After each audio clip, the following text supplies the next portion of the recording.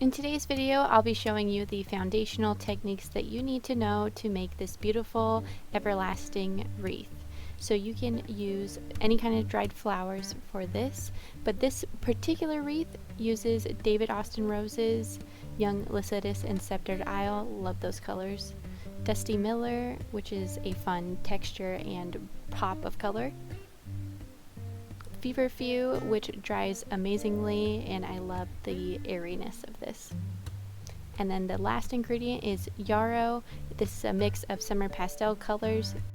The first step is to make bundles. So take little pieces of all of your ingredients and start putting them together and spinning as you go to make sure that you have the variety of ingredients all distributed throughout the bundle. This does not have to be perfect, so don't worry too much about that, but just try to get the colors evenly distributed throughout.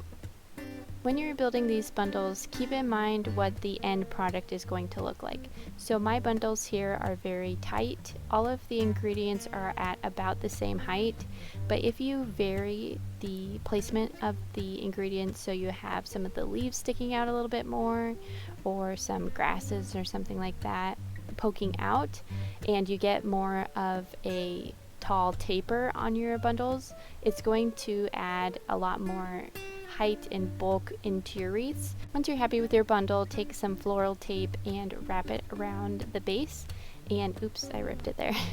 But you need to pull on the tape to get the adhesive to be exposed. So you want to pull and put tension on that while you wrap, and then rip it off when you have enough on there.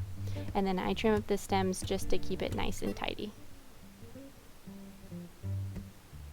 I'm using 2 different colors of roses as the focals in these bundles, so I do about half and half of the different colors. The next step, once you have all of your bundles, is to tie some paddle wire onto a wreath form. So I made this wreath form out of native branches from my backyard. I have a tutorial on that, so feel free to check that out if you want to learn how to make this. And then you just start adding your bundles and wrapping your paddle wire around each of the bundles at least one time. If you need more security, do it a couple times.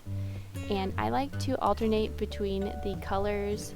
Also keep in mind how the bundles are looking together. Some of them just are a little bit too small compared to the one above it, so make sure that you're checking the balance and things like that. And you'll see here that I put 2 pink in a row, and that's because those are smaller buds, and if you do every other as pink and then the lighter color, then it's just going to look a little bit too planned out. So I like to add in some variety to keep it looking very natural. So go around the wreath all the way using a continuous piece of paddle wire, and I like to fluff as I go just to make sure everything's looking nice and good. And when you get to the end, that's where we got to do the tricky stuff. So the last bundle gets tucked underneath the first bundle.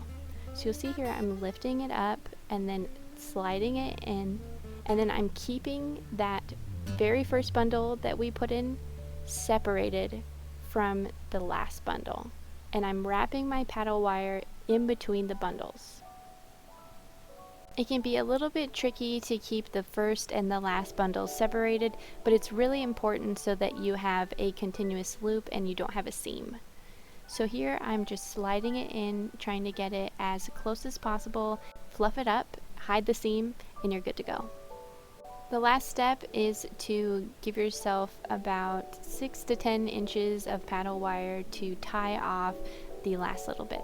So I loop it around a couple times on some of the wreath form branches and then tie it off with a couple double knots.